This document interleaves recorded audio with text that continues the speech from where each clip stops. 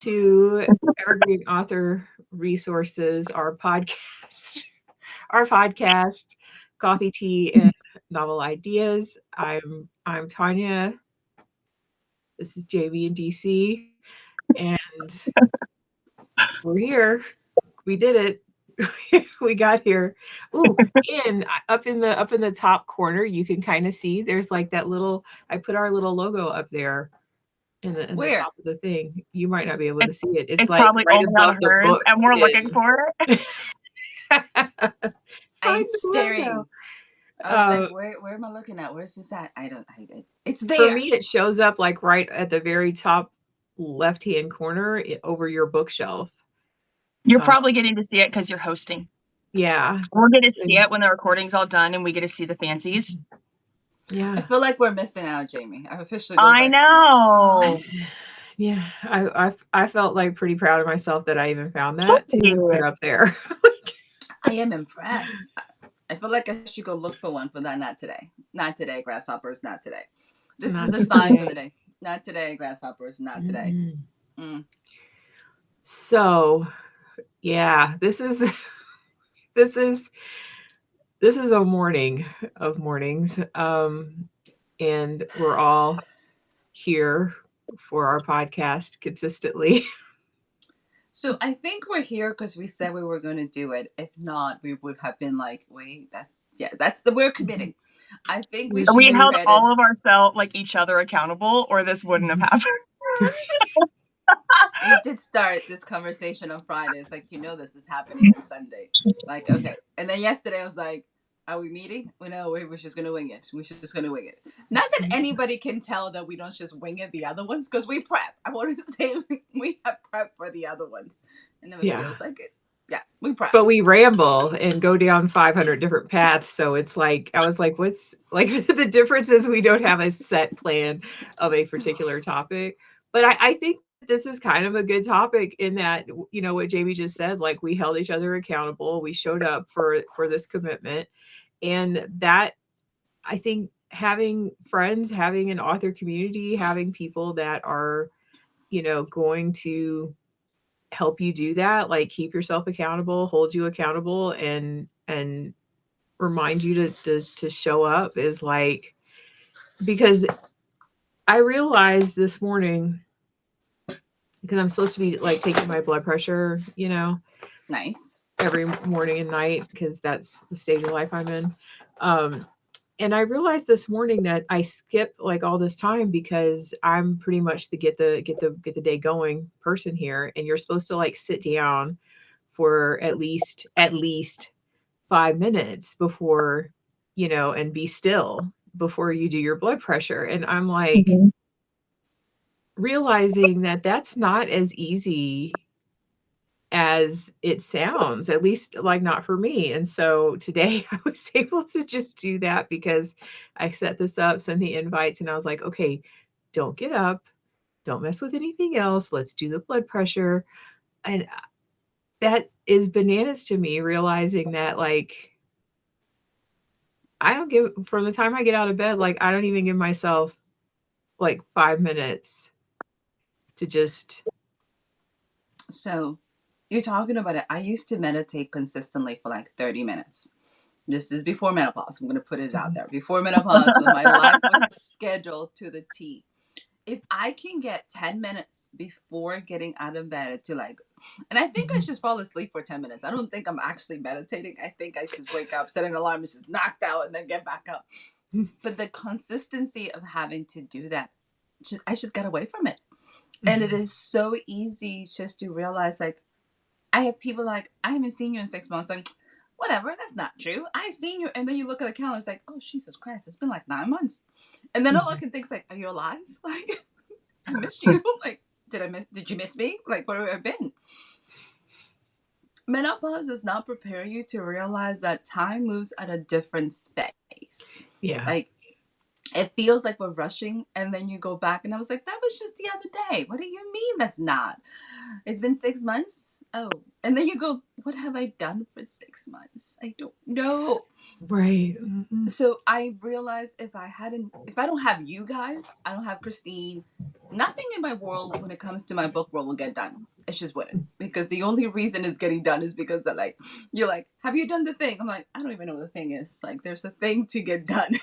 What is the thing? No, I have not done the thing. Like, You what know, is the thing that's to? actually something I've been thinking a lot about lately because I feel like a lot of times what I see people like really craving and trying to do the most in when they are an author is find community. And then, but we're so like, this is something just that I have struggled with in the last 7, 8 years, where my community was my church, but I no longer go to church. And my family is so massive and so spread out everywhere. And I have very, very different interests than them. Like, I don't really, my car runs, I don't care about cars. The last time I ran into an extended family member, they literally were like, "Are you still doing that book thing?" And I was like, "Yeah, and I'm paying all my bills with it. What about it?" Like, I may not live on a fancy, like in a fancy house on the lake like you, but like, I'm happy with what I'm doing. Like, don't look down on me. So, like, I don't necessarily have the family community.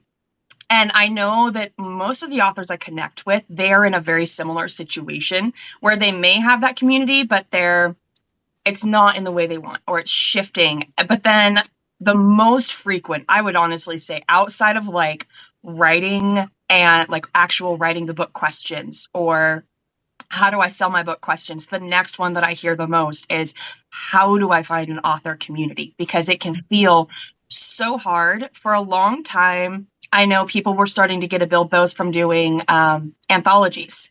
And but people were doing as like list aiming anthologies, and those don't really exist anymore. And like, we still do our anthologies, and that lets this like little group of people be able to get to know each other, and if they want to become their community with each other, then they can. But you know, there's a lot of readers that are going to these author conferences, reader conferences completely alone, just hoping to connect.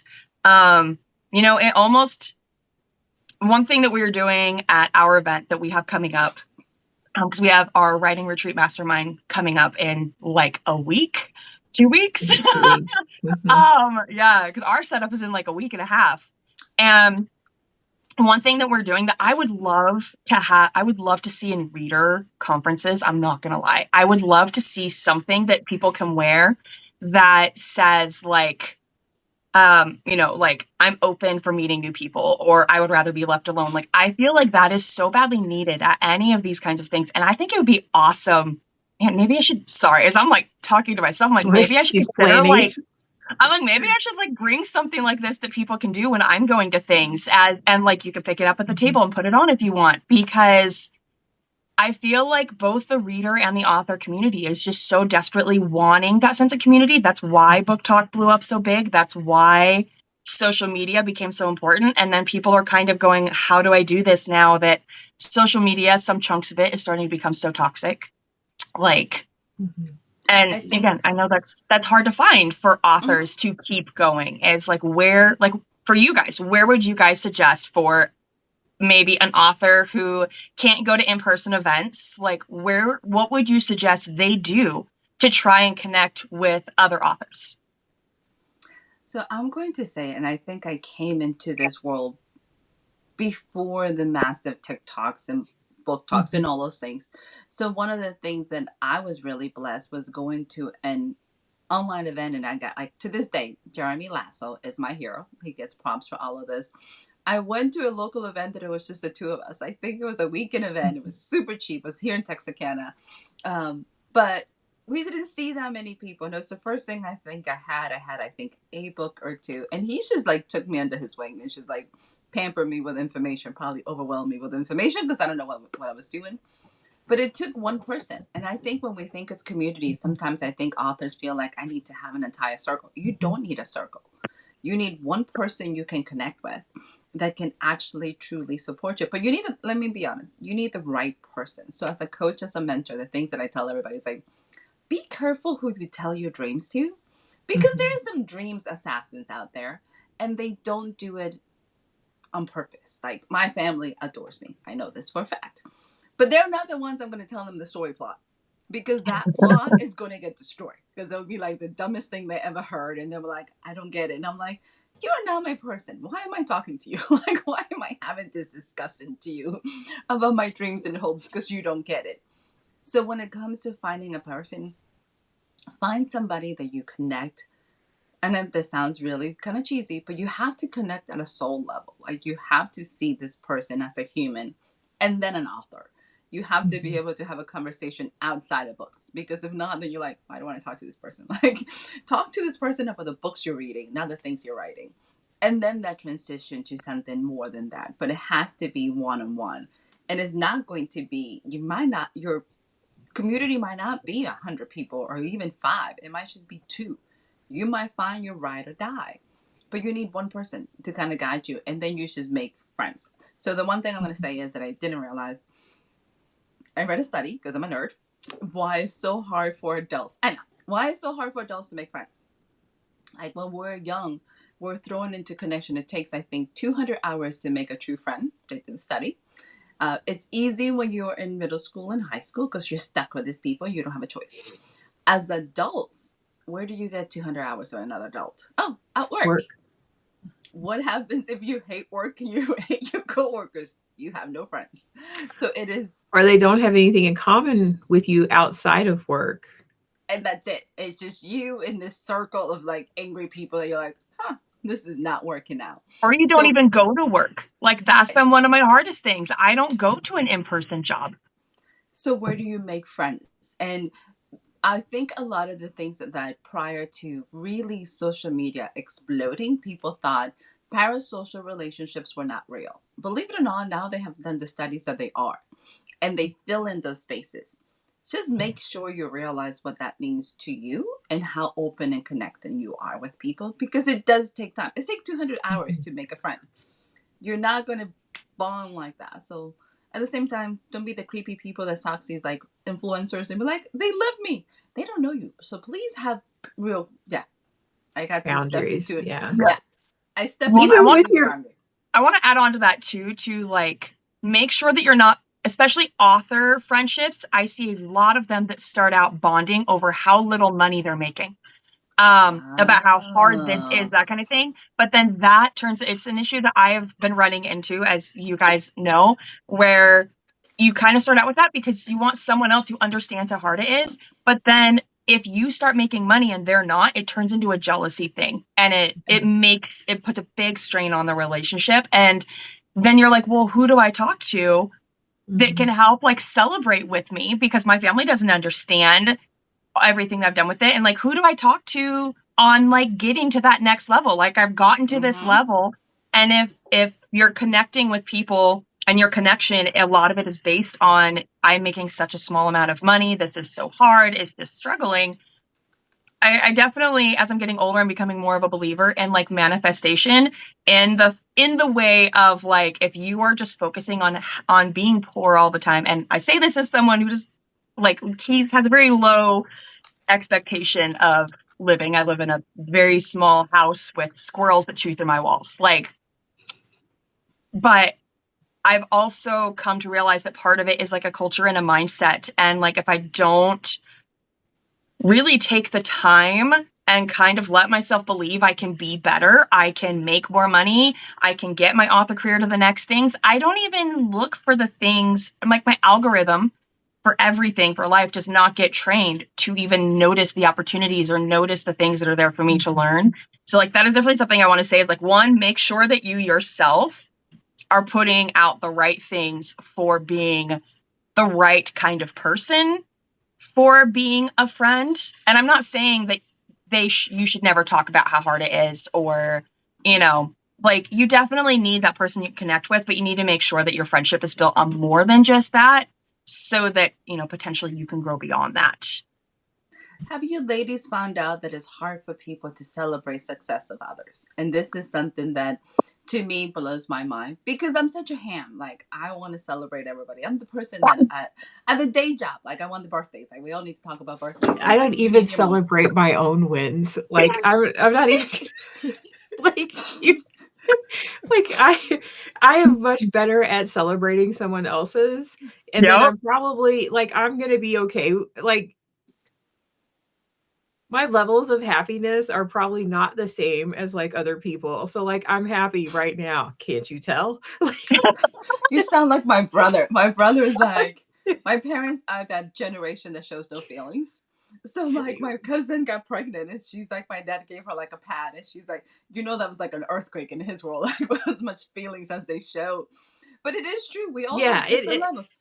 and so I'm always like, I'm excited for anyone achieving anything. Like if that's like your kid taking a first step, if that's you hitting your first, six-figure book, if that's you getting a New York contract, if that's you doing whatever. I only get jealous of people when they like make food that I can't make. Yes.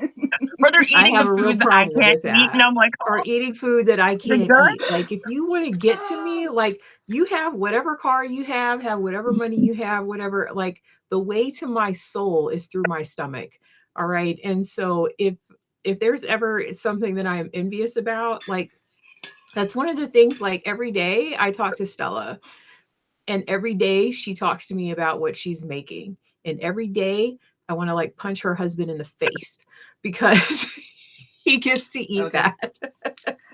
That will get to me too. I'm going to tell you this. So Christine Gorey, who's amazing, has Yes, she's CD. another one. CD just gives it So like, "Oh, just tell me what you're making." Like when at Thanksgiving I or when like her that bridal shower or whatever, I was just like, "I hate your whole family." I just want to be adopted into her family because she's not just Italian, she's old school Italian. She's like, I'm making pasta from scratch. I'm like, on purpose? Mhm. Like, at least she sends you pictures and you're like, Yeah. huh. We are friends, right? Do you need a kid? Because I can come food test. Like, Mm, why I am I not know. in the same state? Jamie has done that too. She's like, look what I made. And I'm like, and F you. I got shit to do. I Mhm. don't know what that Yeah. is. But can I get my Even though recipe my kid the today? other day was like, Mom, why don't you ever cook? And I was like, I cook all the time. What are you talking Why about? don't you And ever then I cook? realized it was because my oven for years has been terrible because my last one died during COVID. And the only thing I could find was like this 70s beater for $300 during COVID. And like it burns everything. Only one burner's been working. Like, so I have been going to my parents' place next door because I have a disabled mom, a disabled uncle. My dad's got health issues. So Mhm. I've been going over there to cook, and she's just been hanging out with grandma while I'm cooking instead. And I'm like, so I finally bought a new oven this last month. Like, I mean, So it's not this Mhm. new, but it's It's so new to much you, better. but mhm. And I'm like, we are now cooking more at home, so you can learn how to cook too, and you can remember that mommy actually cooks. did she think the food was just appearing? Like you weren't Yeah. really cooking it, like it just showed up at the table and she was like, oh, there's Pretty food here. much. Yeah, well, kids, if they don't see it, they don't it's like, what is that?" Actually, Like, that's I feel the same way about some people, including men. If they don't see it, it's like, I've done all of this. We're going to talk about right, this all this today. stuff. Done. Got it. Got it. So, There are no yes. real laundry fairies like that. Or people who are folding Unfortunately. things I mean, away. Yeah. honestly, I think I would rather, I'm just saying, like, if I was given the option of, like, Fae dude to the Fae realm or a fairy who will come and cook and clean for me, fairy any Oh my day, screw gosh. the Fae. He can have his own time. I Right. don't care. So, my cousin, who Yeah. we have discussed the dating world, which I adore her. And she's like, I am now looking for very specific traits in a man. And I'm like, do tell. I was like, tall, hot, and handsome. She's like, hell no. How handy are you? Can you repair some gutters? Can you do electrician? How about some plumbing? I was like, so basically, we're So dating a I'm hearing handyman. I would be the perfect date because I am the person that does all of that. Yeah. Listen, I went to a roast and toast, and one lady was like, "Do you want my husband?" I was like, "How handy is he at work, at home?" And she's like, "Not really." I was like, "Then you can keep him. Like You we're need to now keep doing, that. yeah." Mhm. This is no longer a looks department. I think once you pass 45, you're no longer looking for like, oh, I need the next heart. No, I don't need a heartthrob. I No. need you to be can you repair some things around the house? That's what I need to know. Like, can you unclog some sinks and like, do some electrician? Like, I'm looking for a handyman that actually can get on the roof and like patch some things. That's where we're at. Yeah. Pretty sad It's because I'm like, no. applications are now changing as you get older. I was like, yeah. The skills, the things, let me tell you what's attractive. This is new skill Can you sets for men. operate a stove? Like if you could like, oh my goodness, yeah. Can you That's identify where the cleaning supplies is in your house? How yeah. about cutting some lawn? Can you Well, can you mow? and Can you mow? that's I've seen like, because there's a lot of, I don't know, there's like a lot of wild pushback in the romance genre about, from people who don't read romance, and about how it's not healthy and it's not whatever and it's this or whatever. And it's like, do you realize that like people go to read romance to escape into places where their partner, male, female, minotaur, whatever, is like they're is like that is they are like the center of that. They typically are being like cared for, their needs are being met. Like, even if you've got like a rough start, even in like dark romance, right? Like that was one of the things that really kind of messed me up, because when you have like these like villainous characters, and they're like taking you someplace, and it's like, you no longer have to work. I'm gonna make sure you eat well. Here's here's a gym for your time. I'm like, yeah, these are definitely written by women. Like Yes, yes. Oh my god. It makes me think. I was literally just thinking about this because I have not read yet. I finally picked it up because there's Fred and June's is this amazing bookstore that has new and used books near me, and they've got a couple locations. And I had brought in a bunch of books and gotten a bunch of credits, and so I bought like 30 books I and heard didn't have. I about paid like this. $50 for like 30 books, and I was looking at, oh, is it called Butcher and Blackbeard? Is that the one Yep. that's the serial killer Butcher and one that's like in Blackbird Yes. book? by Bryn Yes. Okay, Weaver. Yeah. so I'm not ready yet, but I was like, okay, I'm gonna do a quick peek. I'm gonna see. I was like, I this kind of helped launch like this sub area of dark romance, and I was thinking about it, and I was like, this totally also still checks the like this dude knows how to get stuff done mark, because no one is gonna go to He owns that a much effort restaurant. to do this without. So, so Yeah. And Karen and he I owns a have heard this restaurant. was. Like I What? Oh, he I will say like that series, the first one and the third one are my favorites in that series. But the third one is my favorite because she's the only female character that I'm also like not like with what? in that series. But So, if you're a serial killer, I'm just gonna put it out there. If you're doing dark romance and your character happens to be a female, can she throw a punch?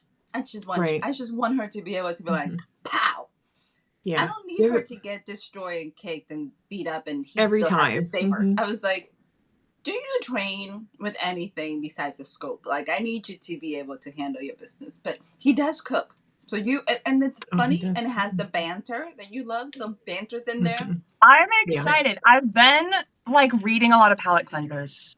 I know we Oh, didn't Hmm. do a that's a lot good of one. like our usual intro for like books and drinks, Oh yeah, but we do that at the I've been beginning, doing a don't we? ton of like palate cleansers and Hmm. like all of that kind of thing right now, just because I'm forcing myself to take a few weeks off from writing, Hmm. which I'm sure Tanya's been like, where are the Where are your edits and like chapters? the Yeah, I chapters was and stuff. wondering.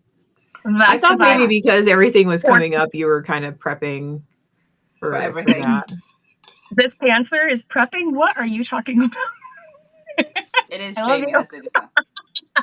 So I will say that I loved I know, listening like, to. I do have the books, but I loved listening to Butcher and Blackbird on audio. And right now, like it's I'm on book 3 again in the Only James. So if you're okay with like male romance, they are also serial unalivers. Um, and sociopaths, kind of psychopaths. Like they're on the border of things, but they all find someone. Um, you need to and send me it's that one. yeah, it's oh I Yeah. I love them. Adam is my favorite. He's the first one. He's a complete mess, but they they're hilarious. So if you are looking for something to listen to, Only James, like they're great.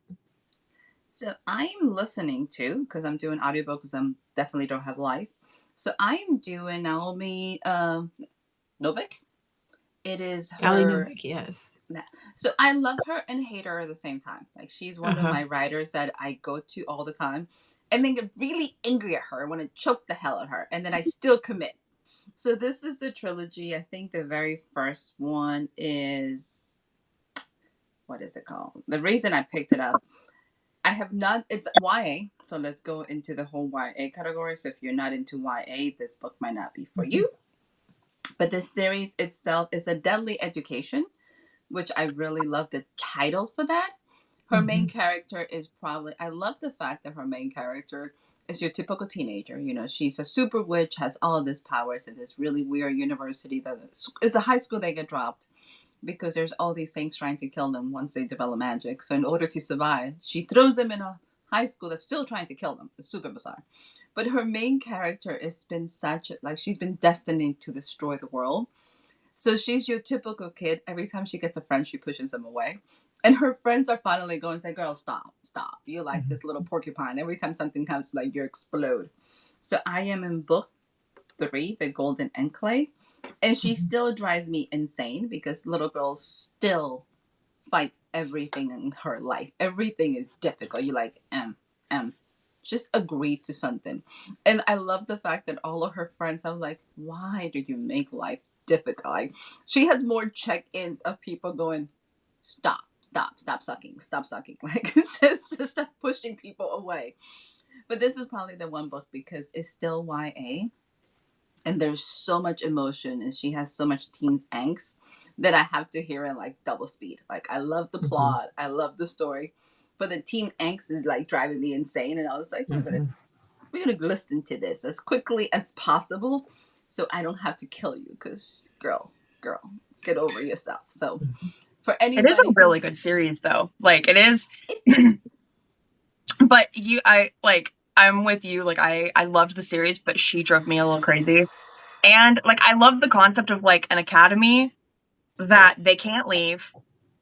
The only way, like, graduation is to be thrown into a dungeon full of monsters that are trying to kill you, and you have like only like 50% of the almost graduates actually graduate and get out, and like that there's no professors. Like, the school magically gives you what you want, but it might not be in the way you want it for you to learn it. So it's your job to learn what you need to learn to graduate. Like, I kind of love that, like, accountability level in it, but she is not a palate cleanse. Like, if you're in burnout, she is not the author to read, because every single chapter is loaded with new information that your brain is going to be so overwhelmed with. Like, she's great when you need amazing world building, not to read when you're in burnout. Also, the fact that it does, like, there's some rules that we try to stick with, like, 3/4 of the book don't introduce new characters, like, don't be trying to throw magical things at this point in time. She doesn't care. Like, at the end of the chapter, it's like, and we have this, and I'm like, what was that? Like, where did this come from? Like, who are these people, and am I supposed to remember them all? And it's harder if you're listening to them at really fast speed, because you really can't pick up names or connect. And at this point in time, it's like, I think she's going to die. It doesn't matter. We have killed half of these people. Anyways, I don't need to connect with you. You're not going to last to the next book. We're going to move very quickly through this. But Naomi is an amazing world builder, but she is also very high fantasy. So my high fantasy lovers are going to love the book. But if you're not into YA and teens angst, this is not it, because she's going to. And if you don't like villain main characters, because she is 100% villain coded. Oh God, like, she is a female villain. This is a villain female main character through and through. But she fights her darkness. I love the fact that she has been prophesied to be the darkest witch of all, and she's trying not to be. And then her anger gets the best of them, and she's like, she's like, she's getting me credit for not killing you. It's like, so we're celebrating. This is a really celebration campaign. We should talk. I mean, this. Right. As a menopausal woman, I think that she's menopausal 17. 17, she started early. Like, I should be getting credit on a regular basis. That's what I said to somebody. I was like, nobody has been yelled at today. You should all be. My cousin sent me a Instagram of like an appropriate human. The 2 angriest signs in the horoscope are like, is Aries and Capricorn, which is ours, obviously. And she goes, you go from 0 to nuclear in like 2 seconds. I was like, that's an understatement. I'm pretty sure I can do it in 1. And she's Right. like, we need some therapy. She's like, we need some bail money. That's what we need. Therapy's not going to help. We need bail money. That's where we're at now in life. Okay, See, Jamie, I'm what are you like the reading? opposite. I like, and it's, they say that with Virgo, it's like, you can, I can deal with things and deal with things and deal with things, but like Until you don't, and then you snap. when I don't, like it's nuclear. Like I do Yes. not do well at that level. I've spent many, many years um unconditioning those responses in me. You also So hold a grudge. Like most Virgo can hold a grudge for like the end of time. My brother's a Virgo. I will say, like, I'm not a grudge holder. Like, I Oh, don't thank God. care. Like, I have no, I feel like when people come into my life, they're there for a reason. I'm going to either find someone that's going to be with me, you know, for an extended period of time, or I'm going to learn a lesson from this person, whether it's a positive lesson or a negative lesson. Like, I'm going to learn something from this experience, whether that's from them as a leader, whether that's from them as a friend, whether that's, you know, my students, like whatever. I really feel like I learned something from whatever goes on, and maybe that's the reason they were there.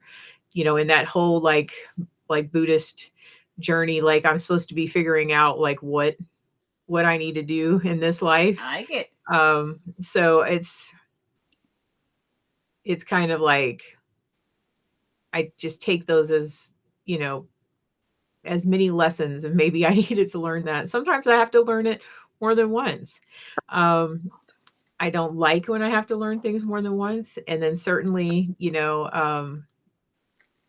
my problem is this. I grew up in the time of switches, where it was like, go get a switch. Like you had to go get your own Yes. torture device and bring it back so that you could get, Torture. get yourself with the Yep. switch. So Yep. my grandmother would, say like, was it worth it? And what that did to me as a child that has transformed along and just clicked up around is now like, if I do something and it's like, I'm going to get in trouble for that. It's like, well, if I'm going to get in trouble for that, then something that Oh, could, no, no. that may have been like at a Make it five, worth it. like just a minor infraction is now like, you know, a felony. So it's like, It's gonna be worth it. We're gonna make it worth it. That's what it's gonna be. Like, oh yeah, this is good. It's gonna happen. that's why I try to just behave, like just try not There's to get no into that. there's no low. So we also have to realize that we're talking horoscope. Somebody had a birthday this week. So happy birthday! Thank you. Happy birthday, Jamie. Yeah. I know I was gonna say, like, as a Cancer, I'm so like I'm the opposite, but in an almost like ninja kind of way, because Cancers are known for being really emotional. I am absolutely really emotional. We're tend to be known as being like more friendly and that kind of thing. But it also means, and like I'm worse because I was raised by politicians and lawyers, that when we snap, by the time we have snapped, you have no idea it was coming. We came with all of the evidence, so you have no chance of winning when we attack you finally. Like, we came with everything. You may as well just roll over. Like, honestly, if you hit that point with me, good luck. Because we're done. Yeah. You have been holding on to things and receipts and There's like your grudge holder. I Well, and noticed. the crazy thing is I am not normally a grudge holder, like, at all. I have always been the kind of person that it's rare. I even remember a fight we had after I slept. Like, it's gone. So if I hit the point that my brain has started, like, keeping record, Mhm. that's because someone has messed with me over and Yeah. over and over again. And so, yeah, like that's when I'm like, well, good luck. And I feel like that is almost all cancers. Like most cancers, they're very big, they're very emotional. Some never train to the point where, like, some never develop the ability to really truly fight back. And so, like, they're seen as being weaker. I don't feel like I have ever necessarily been weaker. I really don't. But at the same time, I also know that because of my like tendencies, I also tend to get used more because I give people more chances. Or as DC likes to remind me, sometimes I like to collect really high maintenance people because I'm willing to help them. And then after a certain point, I'm like, well, if you use me too much, you now have a bubble around you and you have to ask permission. Like I can't, I will help someone to a certain point. Some of your people become projects, and then they start expecting. And I fully make it my own fault. But then some of those people, though, like I think I keep doing it because some of those people turn out to just be freaking amazing connections that just like didn't have any way to connect with people. Like one of them would be River. River was part of she actually did our very first anthology. And like, it has been incredible to see what she's done. And like several of the people that I did for Operation Author, which I'm not going to lie, I'm starting to get the itch to maybe do something like that again. We'll see how much I regret that. Don't do that. Don't do that. I'd keep it at 1. I wouldn't let other people edit. But like, the reason it got overwhelming was because so many people wanted to help, which was great. But then when people backed out, like I normally organize a fall and a Christmas book swap thing, and I love doing that.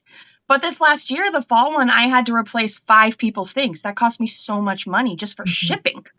Even though like I had a bunch of the books, like when you have to replace 5 people's things, that's a ton of money in shipping, and books and things. And like, it gets to be a lot. So I'm like over here going, what do I want to do?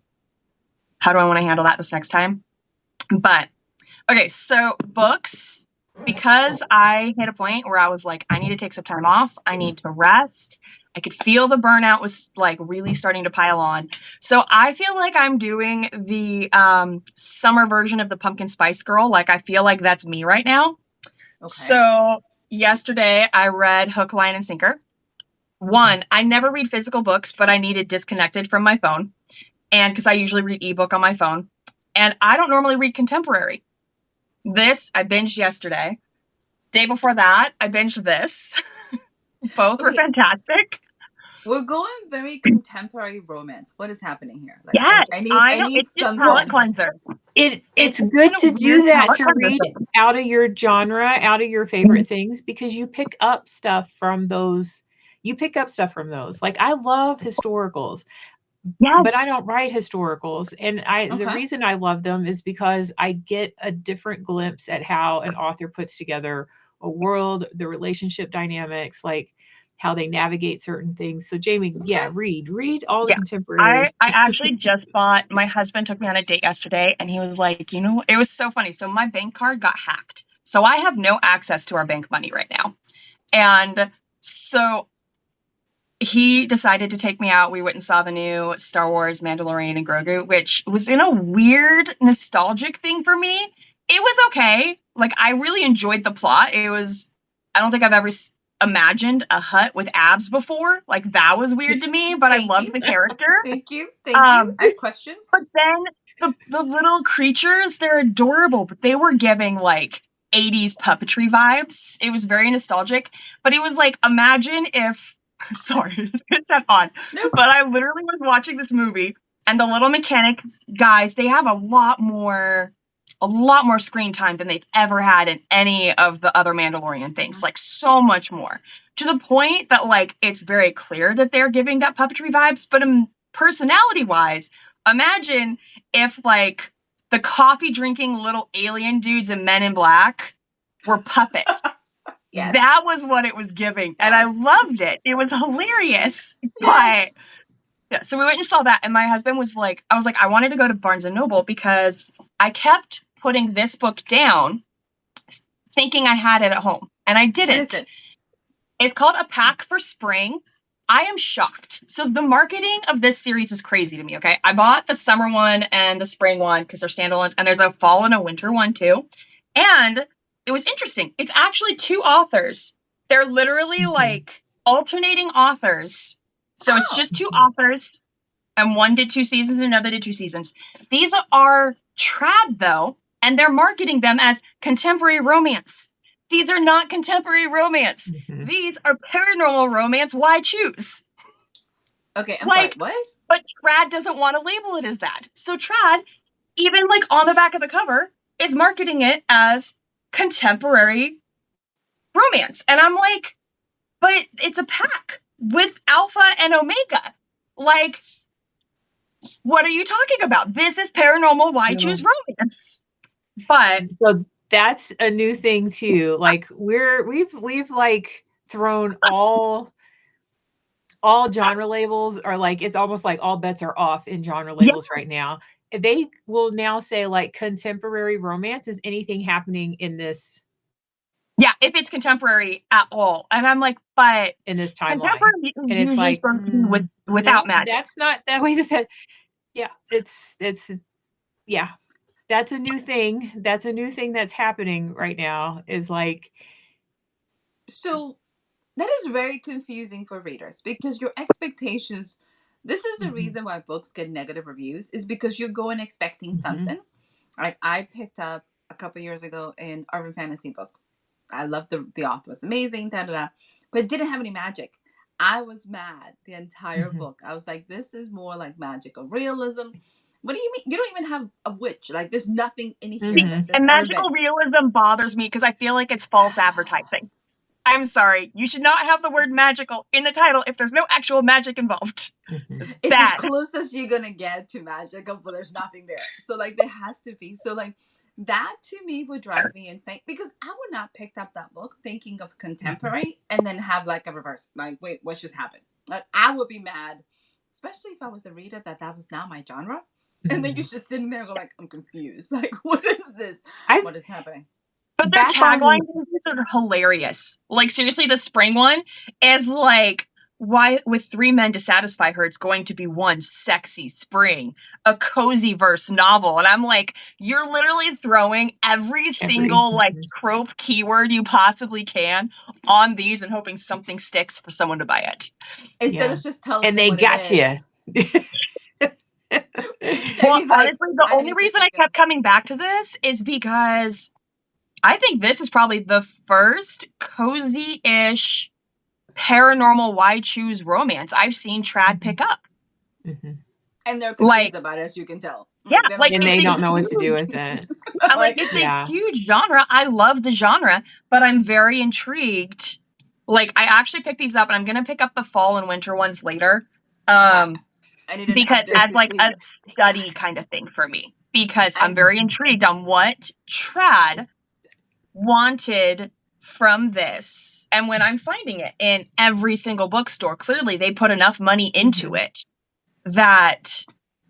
The sad thing is, if they would have stuck with just what the genre was, it would not have created this complete confusion in the rest of us. I'm like, just tell us what it is. Stop sugarcoating it. We're adults. I'm about to deep dive the lore on this because I want to know if this started trad or if it got picked up as trad.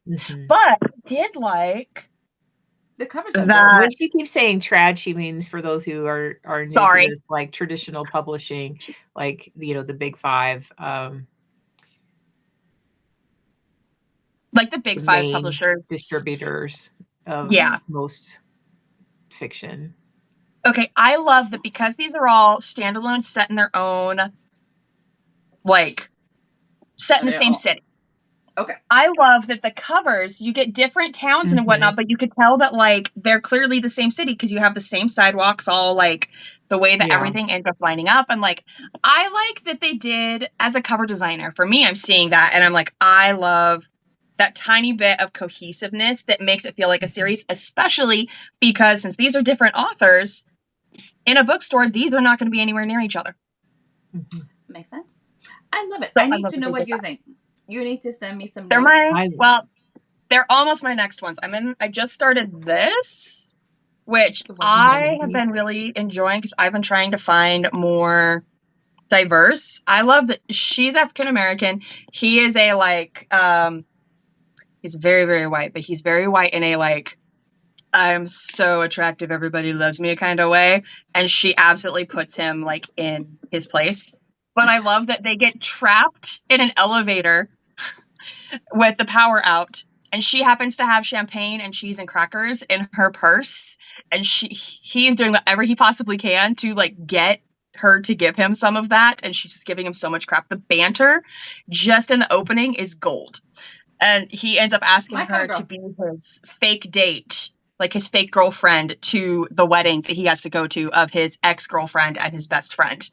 And so she has to pretend to be his actual girlfriend. So I'm really enjoying it so far, but it's very much these kind of vibe, just a little more messy. That reminds me of just because we were talking about genre switching and labels and how things go. When I first started writing in the romance genre, MC stood for multicultural, and now it stands for Motorcycle Club. And Yvette, again, Yvette Hines is, I've known her for a million years. And she got invited to participate in an anthology. And when she told me about it, I was like, you might want to double check with them. And she was like, why? And I was like, because you write multicultural romance, they write motorcycle club romance. And she was like, when did this happen? And I was like, so when they see that you write MC, they think that it doesn't matter what the heritage of your people are. They need the bikes. So if you're not ready to ride a bike, then you might want to let them know. And so she reached out. She's like, you're right. When did MC become Motorcycle Club? I was like, Sons of Anarchy. Yep.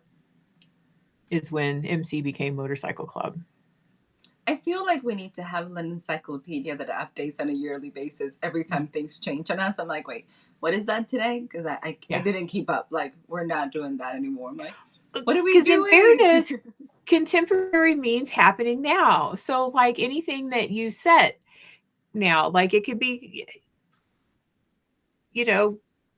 paranormal, it could be, technically, regular life of whatever. It's the timeline. The series that DC's reading that is very clearly high fantasy could be labeled as contemporary according to their rules for this, because it's set modern times. Yeah, and that's it's a contemporary, and there's romance. It's a contemporary romance that you're reading, DC. Congratulations.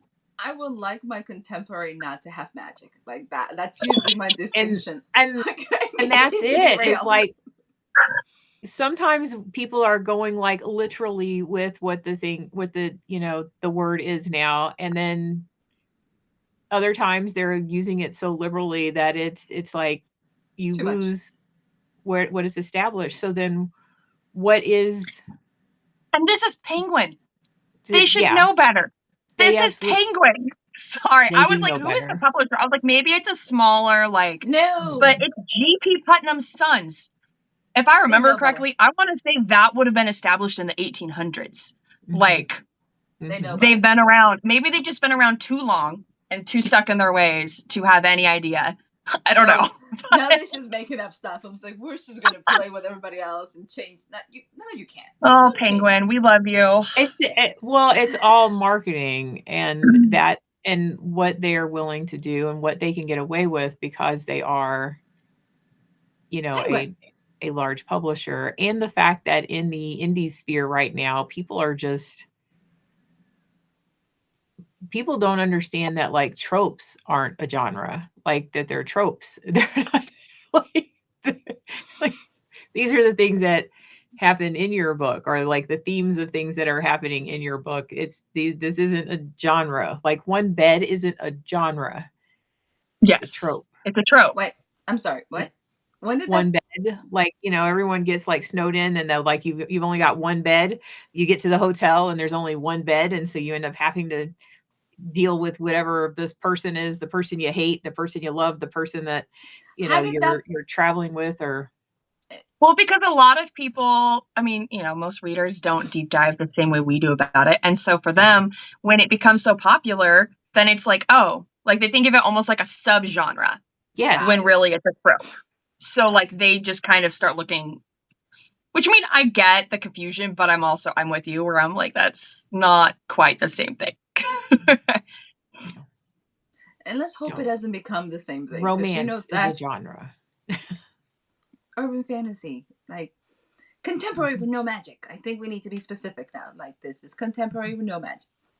I find myself saying that a lot when I go to live events. People's like, what do you have? And I have to separate them by magic and no magic. I was like, what do you like to read? Because it's very specific, and like trying to find people, because I can write in anything, but I'm like, what do you like? Because I'm not your person for everything. So if you're not telling me where, I'm like, there's 10 of us. I can send you anywhere. I just need to know, what do you like? And they have to think about it. It's really Can I hard just for say readers. that, like, that as a reader, if you were at an event and you give that answer, I like everything, that is not a that is not a I said, that is not a valid answer, because you don't like everything. Like, well, I read everything. And it's like, oh, but you're writing romance? Then you don't read everything.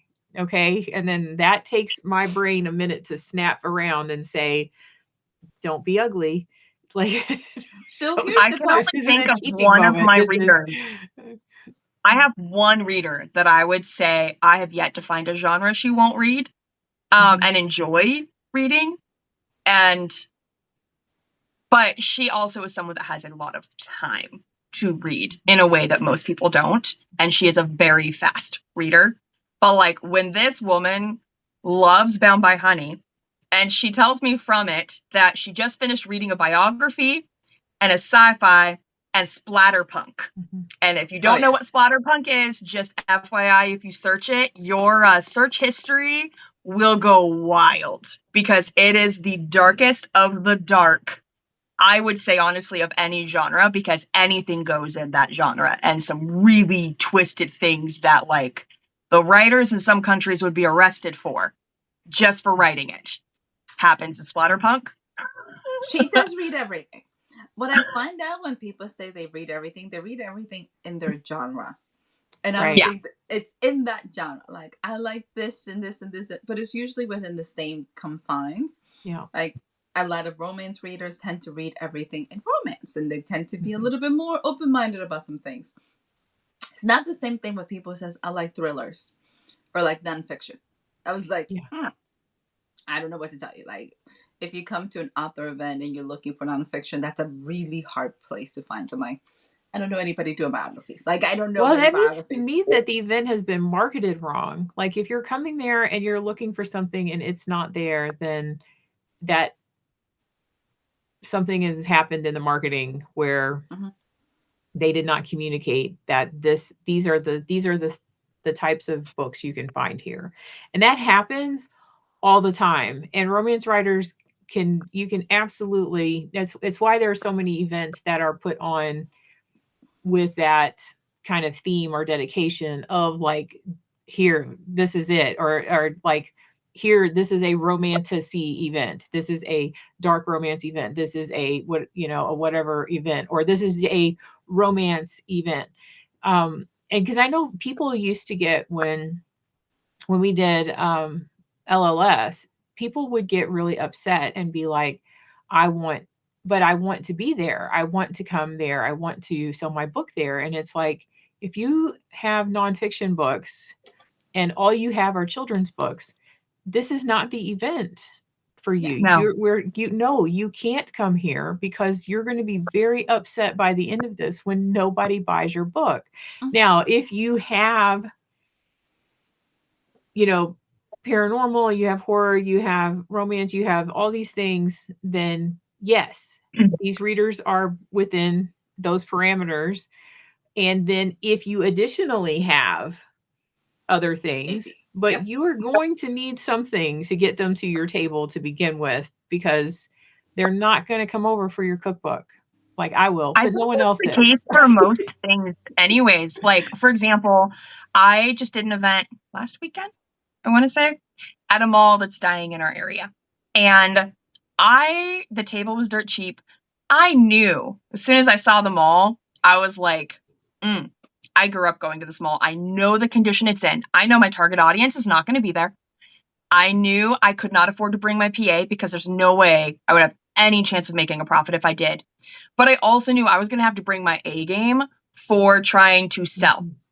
And ironically, I showed up to this event and the event like coordinator was like, she was like, well, we're starting to move people's tables so that they're out. So anyone who's walking by will like see it. And I was like, you know what? I don't want that. Because when you're in a mall, what do when someone tries to talk to you as you walk past them? You avoid Walk them past her. immediately. That is your immediate trained thing. I didn't want that. And I literally told her, I was like, give me your worst spot. I want your absolute worst spot for any booth. And I want the challenge of trying to outsell everyone else who's there. And I did outsell everyone else there by a lot, apparently. But that was partially because I like made sure to bring my A game to have a setup of things that would give me a way to like engage with people immediately, and had a way to actually like get people interested immediately. I mean, it's not that hard. Like when you have people who are kind of sort of walking by, again, not my demographic at all, but being able to go, you're welcome to take any free tiny books you want. Stickers are free. Like things that, especially when I knew I was in a very low income mall, most of the people walking by are not readers.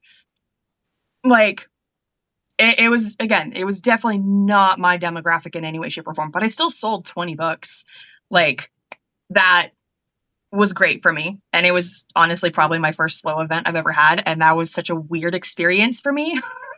It was great, but it was such a weird experience for me to do that. Like I'm used to doing, like, for example, Books on the House does Book Palooza, which I don't know if you guys have seen. I don't know if Tonya has seen the announcement that they just made. So they grew so fast that they've outgrown their last couple locations. And this next one, I just found out I got into it. And about, I would say 6-ish months ago, there was an event in Charlotte. There was a book one that was sports romance only. And it was in one of the professional stadiums. That's and cool. Yeah, it was a really cool ticketed event. And Book Palooza is now going to be like, they needed a bigger space. So now it's going to be a ticketed event in that. Like in one of the big, I want to say it's the Knights Stadium, if I remember correctly. I gotta double check. But like, it's going to be interesting seeing a different venue and everything, and seeing how this event goes with it being ticketed. Because it's like, it's only $5. It's still super cheap. So It's still super cheap. But at the same time, for spur of the moment kind of stuff, like, it's going to be interesting to see how that shift goes. But yeah, I totally agree. Like, you need to have your pitch ready to go. Super short, super easy, super emotionally engaging, no matter what you're selling. I'm sorry, you're selling a cookbook. You can still emotionally sell to me and like, do you want to find out the best chocolate chip cookie recipe I have ever come across? Like, there's got to be something in it. I'm going It's to going have to be to easy. say, for people who are very terrified of selling in person, because I think that's kind of the biggest things, especially for authors, and I've seen them for years, is that believe that you have to sell the book. And I think this is the part where people get very confused. I'm all about making, and I call it the Disney experience. Like once somebody explained to me, and I think it was like Nick Stevenson from the UK, who has the whole definition of author should create the Disney experience to make you feel like you're the most important person there. It's all about turning it about the readers. It has nothing to do with me. So when I was able to realize, you don't care about me, it's not about me, it's let's connect about something we enjoy. I had an event and one of my friends came with me. And I think it's the first time somebody that is not used to seeing me as an author in an event showed up, and she's like, you're really good at this. I'm like, I'm a ham. Like, I'm such a ham. I also don't take myself seriously. Like when I go to events, it's not the author that showed up. I'm not there to write. I'm there just to connect. I smile like a crackhead. If you see me, I'm always giggling. I think it's funny. Like somehow all the little kids want to chit chat with me. I was like, I don't know when we're going to hang out. But how do you connect with those readers is the reason they're going to come back. And they're going to come back because they're going to buy, they're going to recommend it. I have a lot of people that buy for other people. They're like, I don't read this, but I think you're adorable. I was like, I feel like people want to pet you. It's like, oh, okay. Like, but I'm going to send this to somebody. How do you create an experience that somebody that comes to your table feels comfortable enough to talk to you? If you can get them to talk, Tanya's giggling over there. Like, how do you get them to talk to you? And then you can sell. Like, don't make the selling the most important part because it doesn't work. It's never going to work. We know how it feels like to walk by and somebody's trying to push something at you. You were like, oh, you're creepy. I'm just going to go Again, around. the experience in the mall. I was like, Yeah, I don't every want to time. be that. Every time. And I am like the worst at all of these because I just have like resting bitch face. Like it is, I like you feel like if you're going to come over to my table, I'm probably going to give you homework. And that's, I really, and that might be true. Like, as I'm not gonna lie. So depending on what the conversation brings up, you may leave there with more tasks than you were prepared for. But like, I am. You cannot be in a table by yourself. I'm just going to say that. You are not allowed to be in a table by yourself.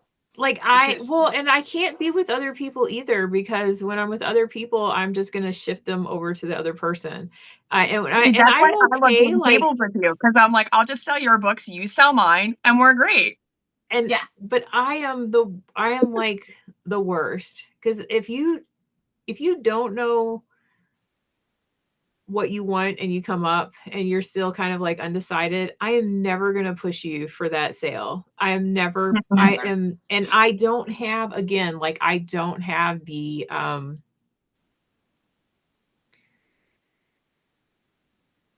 but I don't have spirit. You know, I don't. You know, in high school, I spent a semester as a cheerleader. Really? Yes, I did. And here's the reason why, because I was white and I could dance. Um, and that's how my friend Kendra got me on the cheerleading squad because they needed diversity on our cheerleading squad. It was Shawnee High School, Louisville, Kentucky. And I couldn't do all the flips, the jumps, like I couldn't do any of that stuff. Okay. But I could dance. So I was a base in the, in the things like I could, I could toss someone, I could do those things, but like, yeah. And I can project my voice. That has probably been like the most energy in that type of department that I've ever had in my life. It was just football season. And then I was like, I can't do this. Like, this isn't, I'm so in shock. this isn't for me. Because yeah, like I love it. I think it's great. I look at people that have, that natural like up and it's just like, wow. But if you ever see me like up like that, something is really like happening or You're medicated. I'm medicated. Yeah. Like, because that does, this is as, like even here, even my husband, we've been married, a long time, like over 20 years. And he's still just like reboot the program. Where do I hit? Where's the reboot? Like you have no you have no excitement, no joy for anything. And it's like I am happy. Like this is joy. But for the outside person, like that does not translate to them as like joy. So if you are coming up to my table, you better be prepared for like the absolute like low key, You no need to know what you pressure, want. like. Yeah. I will have to say, you're also the person that like watching you sell is very painful because you just give half of your table away. It was like, stop. Like, who priced this stuff? Like, I will do that too. Like if somebody's like, oh, I really want this, but I don't have the money. I'm just like, just take it. Like, I don't have to take it home. I don't have to pack it up. It's not. It's That been is many. not the way you should do those things. Don't use my examples for those. I know what Like, I Well, should do, and I know what other people should do, but like I the sad thing is, well, I you're think a amazing. lot of people also, like, for anyone who's listening and they're like, okay, like, how, like, I also want to say too that for, like, I know for myself, it literally is a switch that I have to turn on. And as soon as the event is over, I am drained. Like, I can barely function for a while after. Like, when I went to RomanticyCon in Orlando, it was amazing. But I was so glad that my PA that I brought, she was also like doing the same thing I was, where like our switches were on. We were really engaging. We were high energy. We were selling like crazy. Like, I almost completely sold out of books on day one. Like, it was awesome. And we chose to skip out on every single event that this thing had. Like, we didn't do the ball. We didn't do any of the after hours stuff. None of it, because we were so drained from having to be on and be engaging. And like, we just wanted to go back to our hotel rooms and not have to do anything. And I fully admit it's one of the few times I was a little jealous because I travel with my family. And so I needed to go and like give my husband a break because he had my high functioning autistic daughter all day, and I needed to give him a break, which meant I needed to be on in a different way before I could actually decompress and prepare for the next day. But if you are someone who struggles with it, definitely don't feel like you just have to always naturally be. You don't in any way. And I mean, Tonya still does sell books at in-person things. It's not that she doesn't ever. So please don't take that from this. Like, I've been with her at events. She does still actually sell books. She just sells in a very different way. Very low And key. there are some people, though, who will be absolutely terrified. I can tell when they're uncomfortable because I'm like energetically talking to somebody near them. And while I do tone myself down when they come up to my table, if they approach someone like Tonya instead of me, they would probably have been more likely to buy more books because it felt less pressure and more within their comfort bubble. So don't feel like you have to be super engaging, super like, you don't have to do that, especially if you take the time to like put together really good blurbs. And honestly, I'm sorry, but if you have a blurb that doesn't have a good hook at the beginning of it, because most people don't read beyond the first 1 to 3 sentences in a blurb, like, make sure you have that. Make sure your covers are looking great. Like, if you make sure that like all of that stuff is going, it helps. And honestly, one of the big reasons that I make the tiny books of my books, like when I say I have tiny books at my table, it's not other people's tiny books, it's mine. Because I feel so awkward when someone comes up and I'm like, this book is about blah, blah, blah. Like DC was saying, you need a way to engage with them first. And my job is 10 times easier if I have a spin wheel. It's like Ryan's World. If I have the space, then I will have the spin wheel up on the table. And I'm like, you want to come spin for a free tiny book? Or I'll have them laid out on the table if I don't have room for that. And whatever book they pick up first, that gives me somewhere to start. Like, it takes all that pressure off of me, and it makes it so much easier for me to like just go with the flow with the things that I've practiced. And with that, practice your hooks so much that you're dreaming of them and you are sick of them. Do it so that when you freeze, it doesn't matter. But like, test your hook before you get to that practicing point. Like, share that hook online. You could test it in ads. You could test it on social media. You can text it to your friends, text it to your mom and be like, what do you think of this? Even if they've never read your books, honestly, if people haven't read your books, they're more likely to be able to tell you if that hook actually intrigued them or not. Like, focus have it on on a that printout, first. because Yeah. depending on where you're at in your stage of life, like, and depending Yes. on your backlist, like my backlist, like you ask me, I'm like, I don't know. You know what I've been doing my last 3 events, and I'm actually noticing I like to track my tail of like my online sales for 2 to 3 days after, because I usually see a tail, and I was seeing that really well with just the tiny books. I started taking my like character art, or some of them I don't have character art for, so I'll get like a stock photo, and I've been making the trope images and then printing them off and letting people just take those And I have been noticing my tail, like of my sales, is increasing for online sales because I have that next to the book, and it's just a little stack of trope stuff with the hook and the book. And it's engaging, and people who don't buy my book, they're taking that with them and they're buying it online as an ebook, or if I have an audiobook, something like that. So that has been a big help as well, especially when I go totally blank and I can't remember what the book is about. It's right there. One of the things I've done that happened by accident, I got stuck at an event and my table was huge. I'm like, who has 10-foot long tables? Like, this is ridiculous. Like, this table is massive.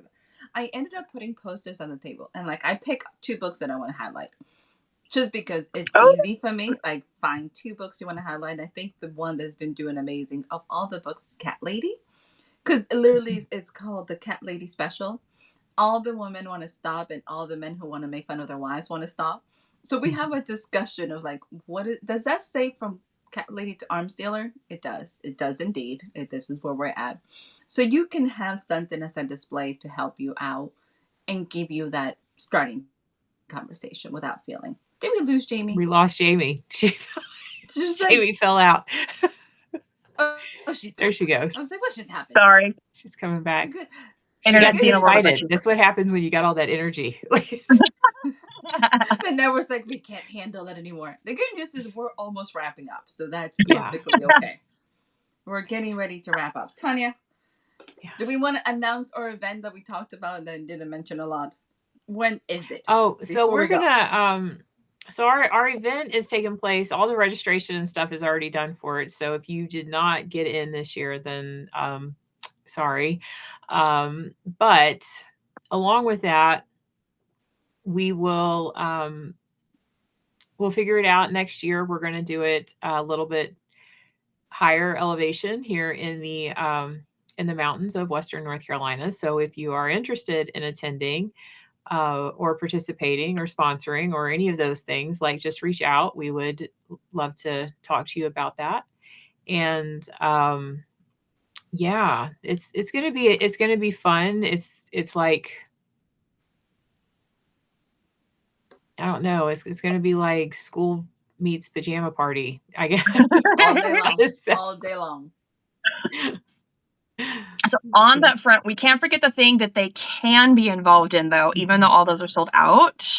Our marketing workbook is about to release. See you.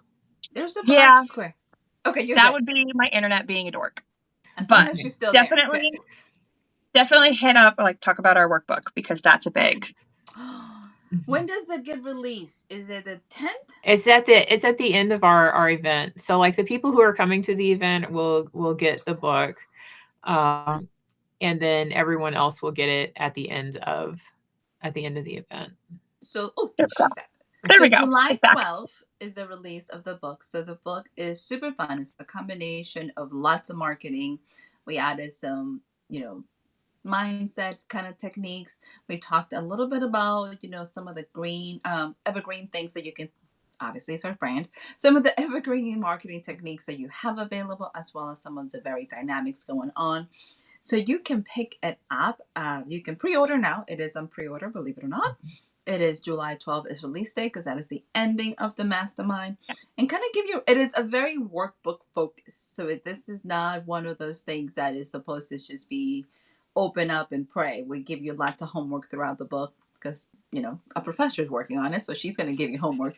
So you have tons of practicing, and Jamie has tons of exercises. So as I got to go through the book, I felt like a little kid. I was like, why don't I have this printed? And then Tanya's like, we get a copy. It was like, yes, I need a copy. Also, like, we really try to make it so, I mean, when we say workbook, this is like a full-length novel length, okay? This is not like a little pamphlet.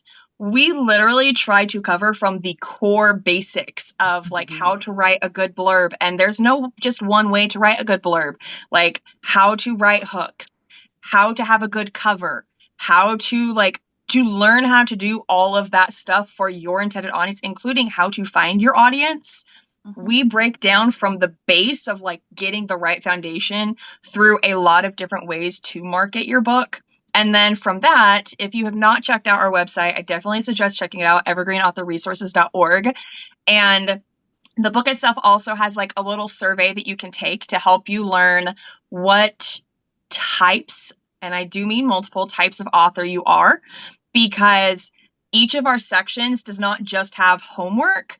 It also gives you like hints for if you are this type of author. For example, if you are a bard, you're probably someone who enjoys social media marketing or who's good at like talking in front of people, like that kind of thing. You're good at talking about your stuff. There are going to be some areas of publishing and marketing that are going to be easier for you and some that are going to be harder for you.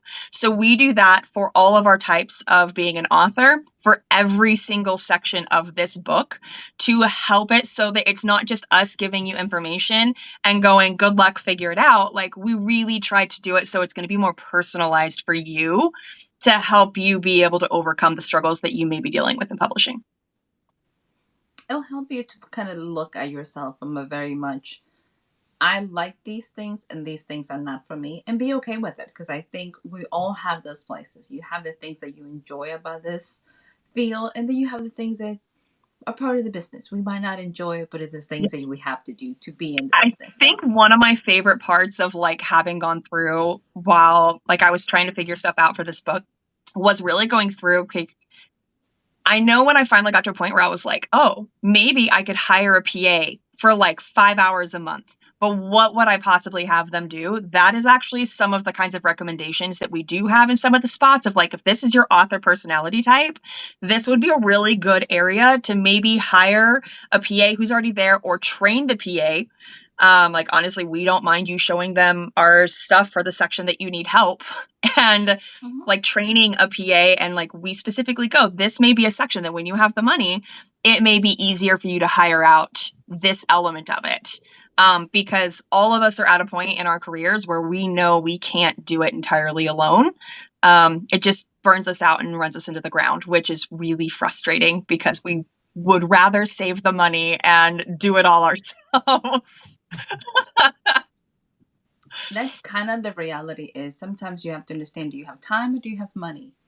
And if you don't have either one of those, then you have to look at creative ways to get you to the next level. Also, the fact that this is not a race. I think we're now in this mindset that we need to have it now. And this is coming from the person who is literally wants everything now because I have no patience. Having to learn that it's okay to take your time is kind of step one for healthy. And we're all about healthy and happy, as you can tell, because if not, you're going to definitely not survive this roller coaster we call the author world. And that you don't have to do everything.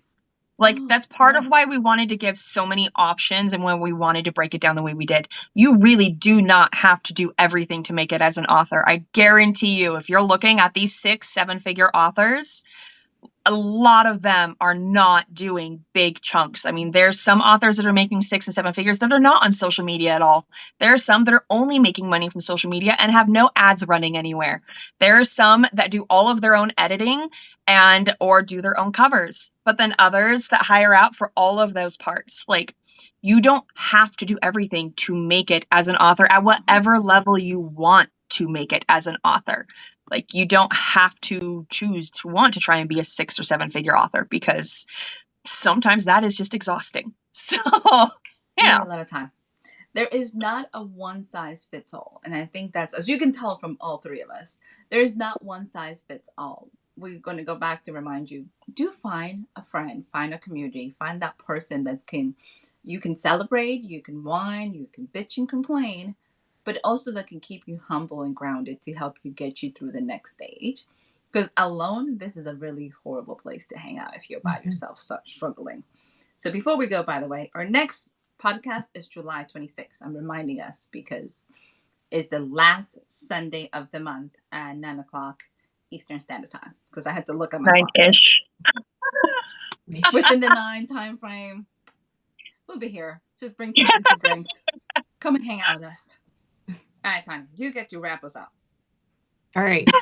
So this has been another episode of Coffee, Tea, and Novel Ideas from Evergreen Author Resources, and we'll see you next month. Bye.